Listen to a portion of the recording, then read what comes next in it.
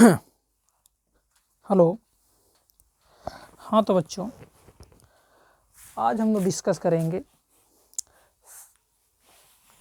Class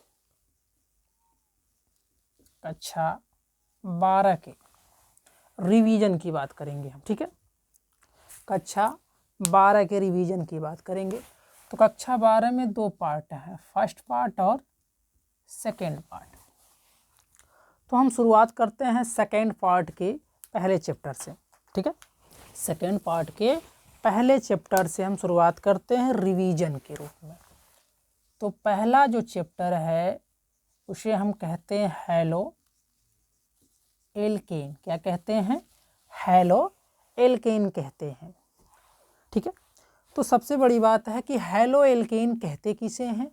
hydrogen और hydrocarbon के व्युत्पन्न से जो यौगिक बनता है उसे हम हैलो एल्केन का नाम देते हैं। जैसे हम कह सकते हैं कि R single bond H+ X2 के साथ क्रिया कराते हैं तो R single bond X+ HX का निर्माण होता है। ठीक है, तो अब सबसे बड़ी बात है कि R क्या है? इसे हम कहते हैं एल्कील। क्या कहते हैं? एल्कील समूह, एल्कील समूह कहते हैं।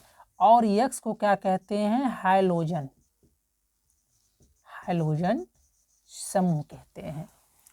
तो X के यानी R के जगह हम रख सकते हैं CH3, C2H5, C3H7 इत्यादि, जबकि X के जगह हम रख सकते हैं F, Cl, Br तथा I।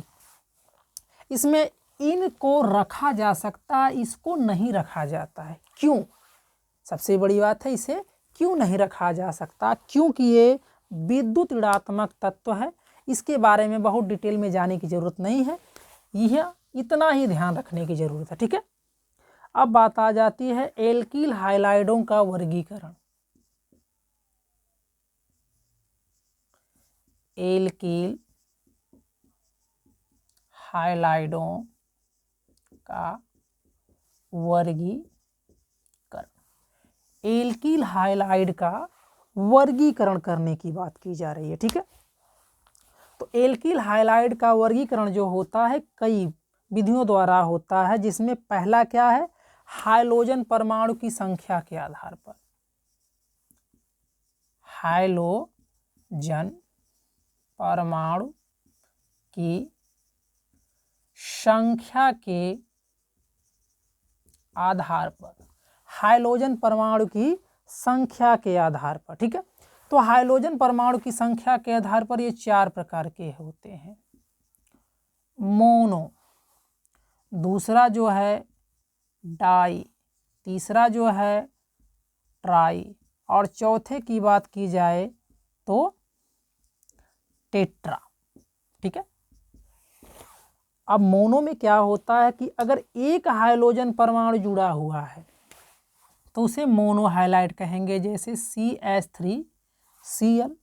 अगर संख्या में दो हो जाते हैं तो डाई हाइलाइड CH2Cl2। अगर तीन जुड़ जाते हैं तो ट्राई हाइलाइड हो जाएगा CHCl3।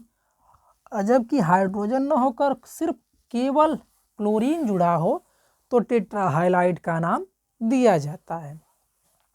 इसको हम कह सकते हैं मेथिल क्लोराइड। क्या कहेंगे? मेथिल क्लोराइड का नाम दिया जाएगा। इसे कहेंगे मेथिल डाइक्लोराइड। ठीक है, इसको क्या कहेंगे? Methyl trichloride. और लास्ट वाले को कहेंगे मेथिल टेट्राक्लोराइड का नाम दिया जाता है। ठीक है, इसमें कोई दिक्कत है किसी को? तो अब हम लोग आगे बढ़ते हैं। ठीक है,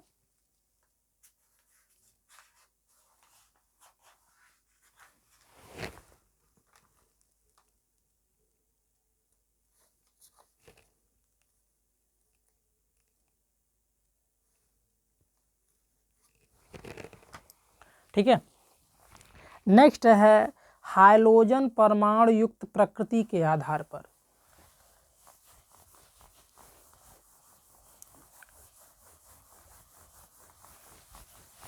अगला है हाइड्रोजन परमाणु युक्त कार्बन की प्रकृति के आधार पर।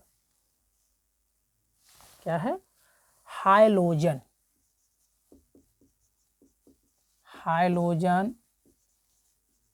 युक्त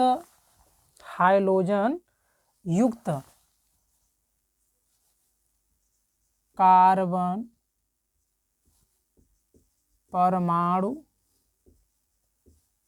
की प्रकृति के आधार पर। ठीक है, तो सीधी सीधी बात यह है कि अगर हमारा हाइड्रोजन परमाणु पहला एक एल्कील के साथ जुड़ा है तो उसे हम एक एल्कील या वन अंश एल्कील हाइलाइड कहते हैं। अगर हमारा हाइड्रोजन परमाणु दो एल्कील के साथ जुड़ा है तो इसे हम टू अंश एल्कील हाइलाइड कहते हैं। ठीक है, अगर यही हमारा हाइड्रोजन परमाणु तीन एल्कील के साथ जुड़ा है तो उसे हम थ्री अंश एल्कील हाइलाइड का नाम देते हैं। ठीक है, कोई दिक्कत? अब बात आ जाती है किसकी? C सिंगल बॉन्ड X आबंध की प्रकृति तथा संकरण के आधार पर।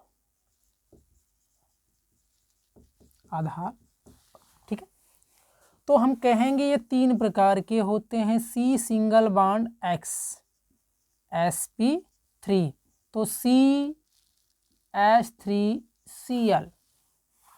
दूसरा जो है C single bond X sp2 तो दूसरा क्या होगा? CH2CHCl। और तीसरे की बात अगर की जाए तो C single bond X sp तो CH triple bond C single bond Cl। ठीक है, ये है sp3 sp2 और sp के आधार पर हाइड्रोजन परमाणु की यानी एल्कील हाइलाइड का क्लासिफिकेशन। ठीक है, अब हम बात करते हैं नामकरण की। बेसिक फंडा यही है कि हमें रिवीजन करना है। ठीक है, तो अब बात आ जाती है नामकरण की।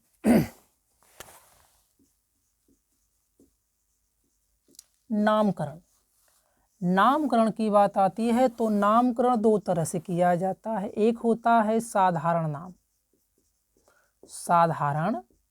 नाम और दूसरा है IUPAC नाम।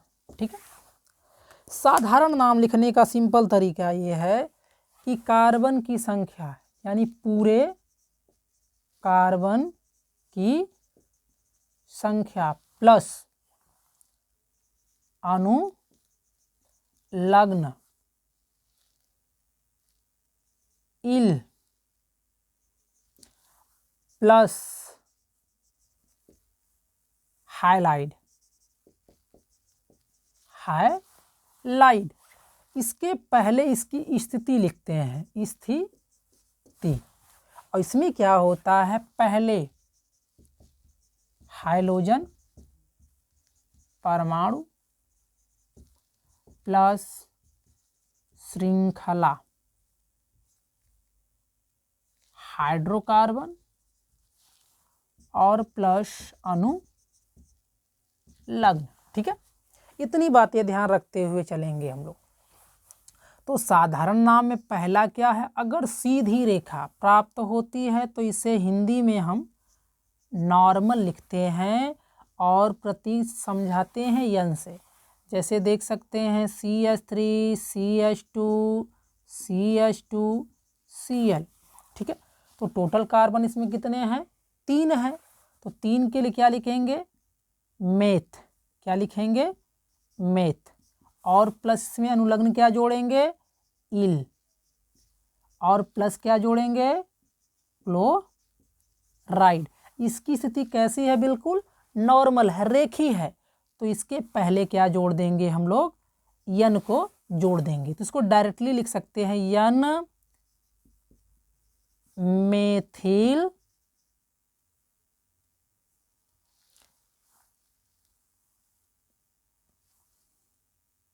मिस्टेक, यहाँ मेथिल ना लिख, कार्बन की संख्या 3 है ना, तो यहाँ हम मेथिल ना लिखकर क्या लिखेंगे, प्रोपील, प्रोप, प्रोप, ठीक है, क्या लिखेंगे, प्रोप। तो यहाँ क्या होगा, यन प्रोपील होगा, क्या होगा, यन प्रोपील, फिर उसके बाद क्लोराइड जोड़ देंगे, ठीक है। अगर यही हमारी दूसरी स्थिति कैसी हो, टी आकार की हो, तो इसके लिए हम क्या लिखते हैं, आइसो लिखते हैं। आइसो के लिए क्या लगाते हैं हम लोग, ISO, ठीक है। जैसे CH3 CH CH3 CH2 Cl, तो इसमें टोटल कार्बन कितने हैं, 4। तो 4 के लिए but plus yl plus chloride, और इसकी स्थिति पहले क्या लगा लेंगे, आइसो। तो यहाँ नाम होगा आइसो ब्यूटिल क्लोराइड, ठीक है। अब लास्ट तीसरे की बात जब आती है, यहाँ लिख लेते हैं हम लोग तीसरे को। तीसरे की बात की जाए तो तीसरे को हम क्या कहते हैं, नियो कहते हैं। तो नियो का मतलब होता है प्लस आकृति, इसे ऐसे लिखते हैं NeO के रूप में। तो इसकी संरचना कुछ ऐसे होगी, CH3 CH3 CH3 CH2 Cl। इसमें टोटल कार्बन कितने हैं, 5 हैं। तो क्या लिखेंगे, paint plus yl plus chloride, और इसकी स्थिति क्या है, नियो है, NeO है। तो यहाँ लिख लेंगे NeO पेंटिल, पेंटिल क्लोराइड, ठीक है। क्या हो गया, पेंटिल क्लोराइड हो गया। यहाँ आप देखते हैं इन्हीं सारी चीज़ों को, तो पहला होगा CH3 CH2 CH2 Cl, ठीक है। तो इसको पहले क्या लिखना है, हाइड्रोजन परमाणु को, तो क्या लिखेंगे, क्लोरो।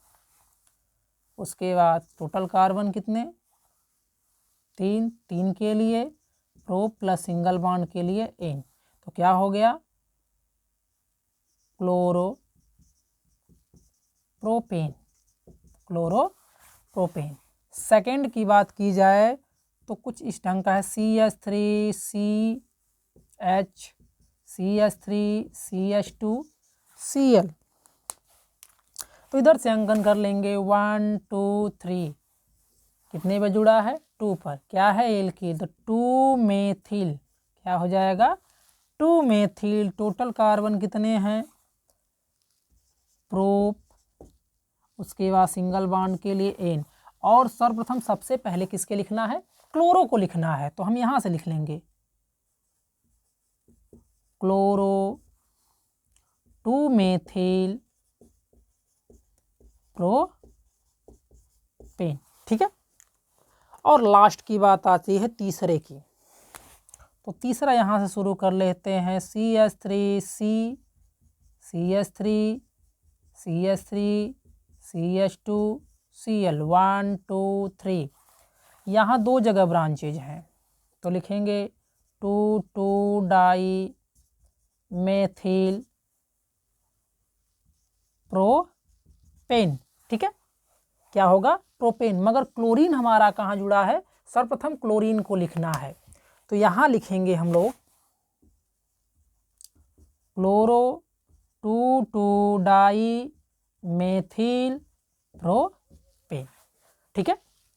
कोई दिक्कत है किसी को, तो आगे हम लोग चलते हैं।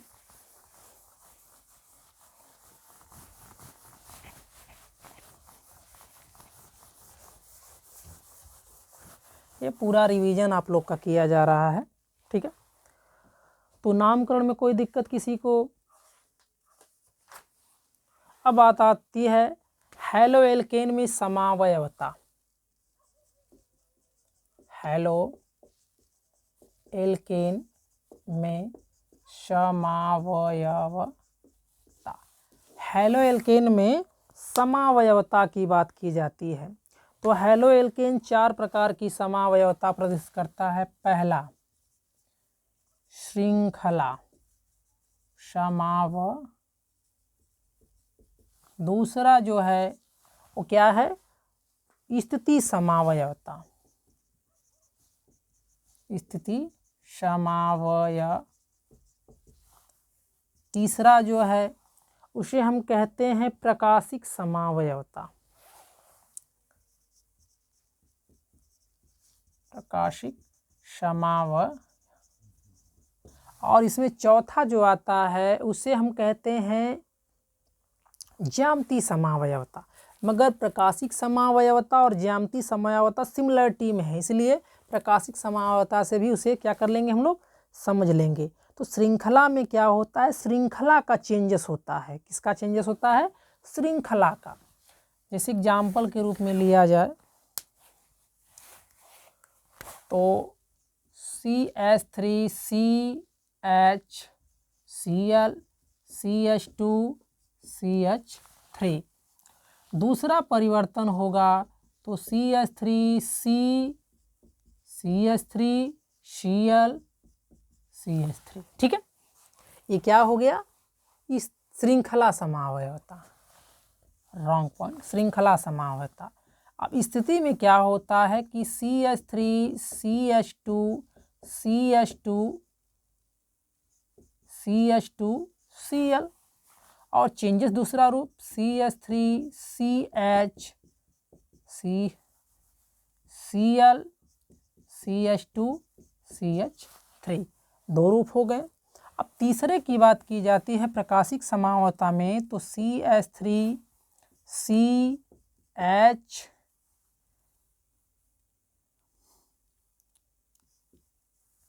डबल बॉन्ड CH3 Cl, यहाँ लगा दिया गया दर्पण, चेंजेस हो गया। तो क्या यहाँ CH3 डबल बॉन्ड Cl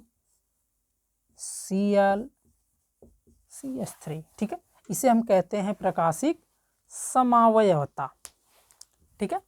इसमें किसी को कोई दिक्कत?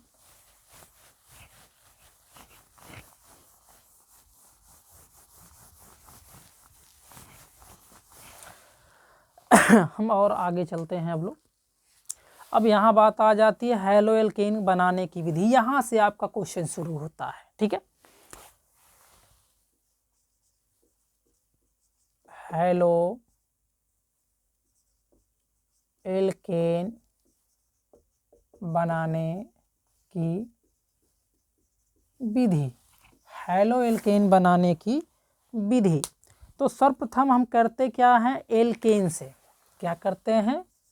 एल्केन से। एल्केन से, एल्केन का हम लोग करेंगे हाइलोजनीकरण, हाइलोजनीकरण। तो CH4 प्लस Cl2 तीर का निशान H भी माइनस HCl प्लस क्या बना? CH3Cl। पुनः इसकी क्रिया Cl2 और माइनस HCl, तो बना क्या? CH2Cl2। पुनः Cl2 से क्रिया कराएंगे माइनस HCl, तो यहाँ 2 हो जाएगा। तो CHCl3 तीर का निशान Cl2 से क्रिया कराएंगे तो बनेगा क्या? Minus HCl CCl4।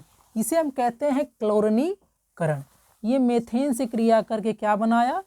क्लोरोमेथेन बनाया। यहाँ क्लोरीन से क्रिया करके डाइक्लोरोमेथेन बनाया, यहाँ ट्राइक्लोरोमेथेन बनाया, यहाँ टेट्राक्लोरोमेथेन बनाया, ठीक है। अब आती है बात एल्कीन से। दूसरा क्या है, एल्कीन से अभिक्रिया। एल्कीन से अब क्रिया की बात हम लोग करते हैं, ठीक है। तो एल्कीन में क्रिया करते हैं किसकी, HX से। तो C double bond HH, CH plus किसके साथ, HX के साथ। तो हाइड्रोजन यहाँ जुड़ गया और हाइड्रोजन यहाँ जुड़ गया, तो बना क्या, HC। ये बॉन्ड ब्रेक हो जाता है, H सिंगल बॉन्ड CH और यहाँ हाइड्रोजन, ठीक है। इस कारण क्या बन गया, एक एल्केन बन गया, ठीक है। अब उसके बाद आगे हम लोग चलते हैं एल्कोहल से। तीसरा क्या है, एल्कोहल से क्रिया।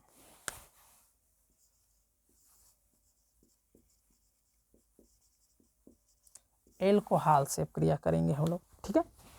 तो एल्कोहल से क्रिया करने की बात आ जाती है,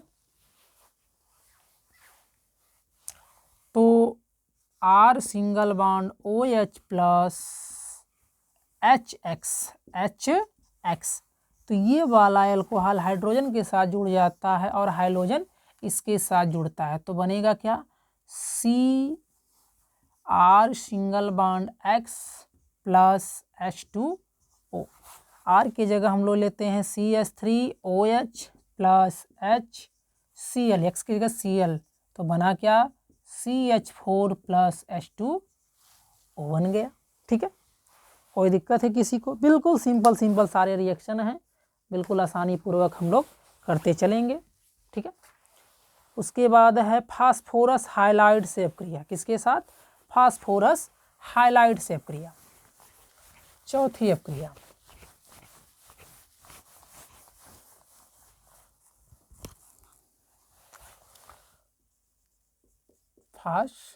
फास्फोरस हाइलाइड से अभिक्रिया। फास्फोरस हाइलाइड से अभिक्रिया। तो फास्फोरस हाइलाइड से दो तरह की अपक्रियाएं होती हैं, एक होता है PCl5 के साथ और एक होता है PCl3 के साथ, ठीक है। एक होता है PCl5 के साथ, एक होता है PCl3 के साथ। तो हम लोग पहली क्रिया जो कराते हैं PCl3 से कराते हैं, CH3 CH2OH प्लस PCl3। जब ये क्रिया कराते हैं तो बनता है हमारा उत्पाद CH3 CH2Cl प्लस H3PO3 बनता है, ठीक है। तो इसको बैलेंस करने के लिए कितने से गुणा करेंगे, 3 से। क्यों 3 से गुणा करेंगे, कि क्योंकि क्लोरीन की संख्या कितनी है, 3 है, और यहाँ क्लोरीन कितना है, 1, तो कितने से गुणा, 3 से। तो हाइड्रोजन कितना, 3, तो हाइड्रोजन 3, फास्फोरस 1 तो फास्फोरस 1, और ऑक्सीजन 1 है तो ऑक्सीजन 1। इसे हम कहते क्या हैं, फास्फोरस अम्ल। क्या कहते हैं, फास्फोरस अम्ल का नाम देते हैं। और यही क्रिया CH3 CH2OH की क्रिया PCl5 के साथ कराने पर बनता है हमारा उत्पाद CH3 CH2Cl plus POCl3 plus HCl। इसे हम कहते हैं फास्फोरस ऑक्सीक्लोराइड। Phosphorus oxychloride. और इसे आप लोग जानते ही हैं कि क्लोरोएथेन है और वो हाइड्रोक्लोरिक अम्ल है, ठीक है। उसके बाद है हाइलाइड विनिमय अभिक्रिया। नेक्स्ट, ये चौथा था शायद, ये पांचवा होगा। हाइलाइड विनिमय अभिक्रिया। विनिमय अभिक्रिया, ठीक है। तो विनिमय क्रिया का मतलब होता है आयात और निर्यात, ठीक है। जैसे देख सकते हैं आप लोग, CH3 CH2 Cl plus NaI, इसका स्थान यहाँ, इसका स्थान यहाँ, तो बना क्या CH3 CH2I प्लस NaCl बना। ठीक है, इस अपक्रिया को क्या कहते हैं हम लोग, विनिमय अपक्रिया का नाम देते हैं। अब एक और अपक्रिया आ जाती है सिल्वर लवण से। किसके साथ, सिल्वर लवण के साथ, जिसे छठवीं अपक्रिया कह सकते हैं हम लोग।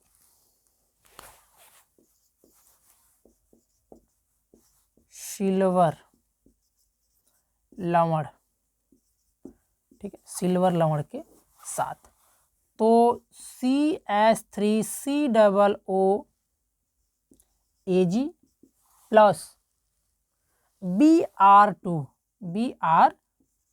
ठीक है, Br2, तो जब इसके साथ क्रिया कराई जाती है तो कुछ अलग तरह का उत्पाद बनता है। CH3Br प्लस AgBr और प्लस CO2, इसे हम कहते हैं मेथिल ब्रोमाइड, इसे कहते हैं सिल्वर ब्रोमाइड और इसे कहते हैं कार्बन डाइऑक्साइड का नाम दिया जाता है। अब यहाँ बात कर ली जाती है भौतिक गुण की। किसकी बात की जाती है, भौतिक गुण की। किसके भौतिक गुण की, हैलो एल्केन के भौतिक गुण की।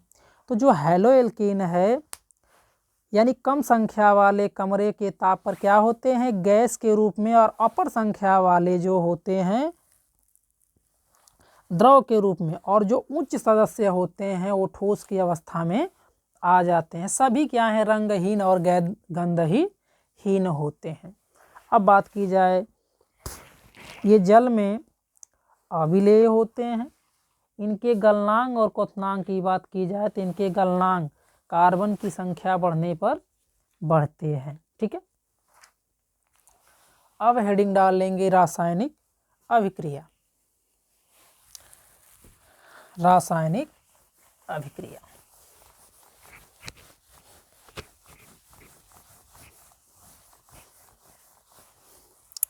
यहाँ देख लीजिए, रासायनिक अभिक्रिया। ठीक है, रासायनिक अभिक्रिया। तो रासायनिक अभिक्रिया में दो तरह की अभिक्रियाएं देखने को मिल जाती हैं, नाभिक प्रतिस्थापन अभिक्रिया और एक होता है नाभिक रागी प्रतिस्थापन अभिक्रिया। तो इतना डिटेल में जाने की जरूरत नहीं है। एक अभिक्रिया होती है SN1 और एक होती है SN2। SN1 का मतलब होता है कि एक पद में, यानी एक ही पद में क्या हो जाए, अभिकारक का निर्माण हो जाए। ठीक है, SN1 एक पद अभिक्रिया। ठीक है, एक पद अभिक्रिया। R single bond X reversible reaction R plus क्या हो गया, X हो गया। उसके बाद क्रिया कराई जाती है किसके साथ, R single R plus OH, तो बना क्या, R सिंगल बॉन्ड OH में क्या हो गया, तब्दील हो गया। इसे हम कहेंगे SN1 अपक्रिया, SN1 अपक्रिया। और दूसरा क्या होता है, SN2 अपक्रिया। दूसरा होता है SN2 अभिक्रिया। ठीक है, तो इसमें क्या होता है कि डायरेक्टली दो अपशिष्ट एक साथ जुड़ते हैं, R R R C। ठीक है, और प्लस यहाँ H भी लगा सकते हो, कोई दिक्कत नहीं है, प्लस सिंगल बॉन्ड Br, और आक्रमणकारी यहीं जुड़ा हुआ है, तो हो जाएगा क्या, H H H C single bond OH और प्लस Br नेगेटिव चार्ज। इसे हम कहते हैं SN2 अभिक्रिया के नाम से जानते हैं। ये अभिक्रियाएं पूछ ली जाती हैं परीक्षाओं में। ठीक है, उसके बाद हम चलते हैं आगे अपक्रिया के बारे में। तो होता क्या है, पहला है हाइड्रॉक्सिल समूह द्वारा प्रतिस्थापन।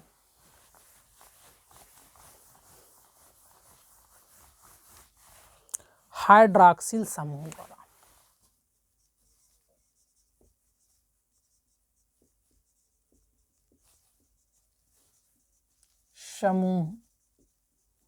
द्वारा प्रतिस्थापन। ठीक है, हाइड्रॉक्सिल समूह द्वारा प्रतिस्थापन। तो होगा क्या, R single bond X plus NaOH, यह इसके साथ और यह इसके साथ, तो बना क्या, R single bond OH plus NaX बन गया। इसे हम कहते हैं एल्किल एल्कोहल और सोडियम हाइलाइड का नाम देते हैं। ठीक है, दूसरा है साइनो समूह द्वारा प्रतिस्थापन।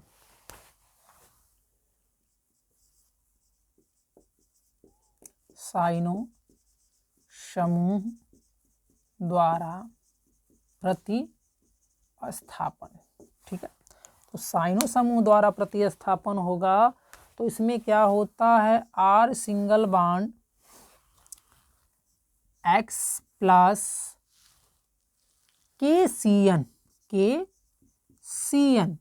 तो बनता क्या है, R single bond CN plus KX। ठीक है, अगर यही सिल्वर के साथ हो तो R single bond X plus AgCN, तो बनेगा क्या, R single bond NC plus KX बन जाता है, जिसे हम कहते हैं आइसोसाइनाइड का नाम दिया जाता है। ठीक है, उसके बाद नेक्स्ट अपक्रिया जो है वो है एल्काक्सी का प्रतिस्थापन। एल्काक्सी का प्रतिस्थापन।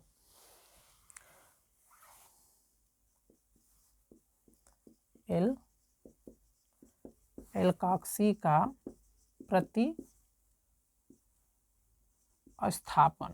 ठीक है, तो एल्काक्सी का प्रतिस्थापन है तो यहाँ हम देखेंगे R single bond X plus NaOR, यह इसके साथ और यह इसके साथ, तो बना क्या, R single bond O single bond R plus NaX बन गया। इसे हम कहते हैं ईथर। क्या कहते हैं, ईथर का नाम देते हैं। ठीक है, आगे चलते हैं हम लोग।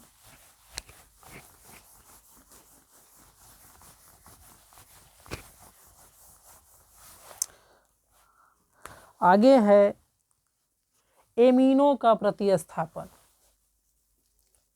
एमीनो का प्रतिस्थापन। ठीक है, तो R single bond X plus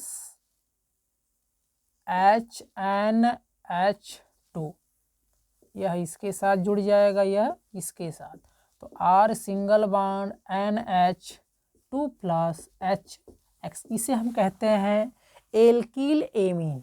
क्या कहते हैं, एल्किल एमीन। उसके बाद है नाइट्राइड या नाइट्रो समूह का प्रतिस्थापन। नाइट्राइड समूह का प्रतिस्थापन। ठीक है, तो यहाँ देख लेते हैं हम लोग R single bond X plus HAgNO2, तो यह इसके साथ जुड़ जाएगा, यह इसके साथ, तो बनेगा क्या, R single bond NO2 plus AgX बनेगा। अब नेक्स्ट अपक्रिया आती है विलोपन अपक्रिया। विलोपन अपक्रिया, अभिक्रिया, विलोपन अभिक्रिया। विलोपन अभिक्रिया में क्या होता है कि कुछ उत्पाद विलुप्त होकर नए उत्पाद में परिवर्तित हो जाते हैं। जैसे हम कहते हैं R single bond X plus KOH, तो यह इसके साथ हो जाता है, यह इसके साथ हो जाता है।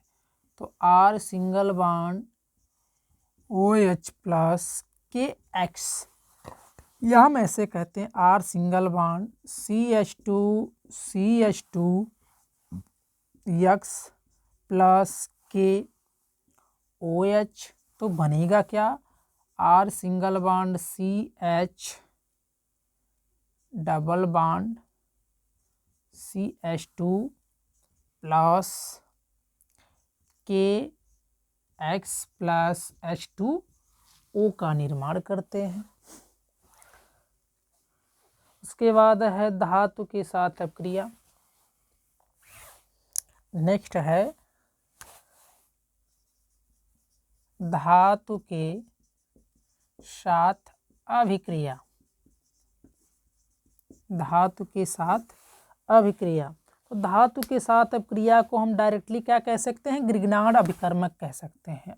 R single bond X plus Mg, तो बना क्या, R सिंगल बॉन्ड MgX, जिसे हम ग्रिग्नार्ड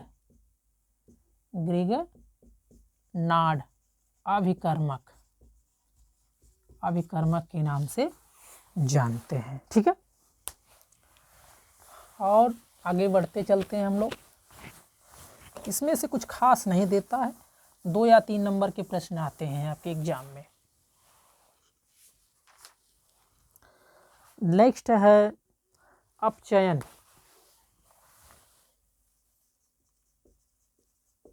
अपचयन का मतलब हाइड्रोजन के साथ क्रिया होगी। तो R single bond X plus H, नवजात हाइड्रोजन। नवजात हाइड्रोजन को हम कोष्ठ में रख लेते हैं, ठंड का मौसम है। तो R single bond H plus HX, इसे हम एल्केन कहेंगे और नेक्स्ट वाले को हाइड्रोजन हाइलाइड का नाम देते हैं। ठीक है, उसके बाद आगे बढ़ते चलते हैं हम लोग। अब क्या है, प्रतिस्थापन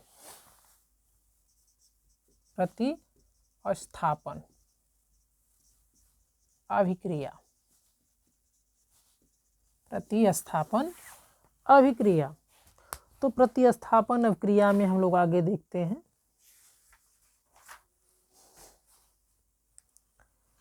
स्थान चेंज होता है इसमें। प्रतिस्थापन अभिक्रिया में क्या होता है, स्थान चेंज होता है। R single bond X plus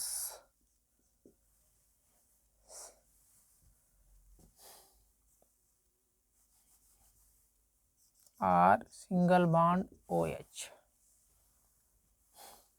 तो होगा क्या, R single bond O single bond R plus HX, इसे हम कहते हैं ईथर। इसे क्या कहते हैं, ईथर। ठीक है, अब नेक्स्ट है एथिल ब्रोमाइड। हेडिंग क्या है, एथिल ब्रोमाइड। एथिल ब्रोमाइड का फार्मूला होता है CH3CH2Br।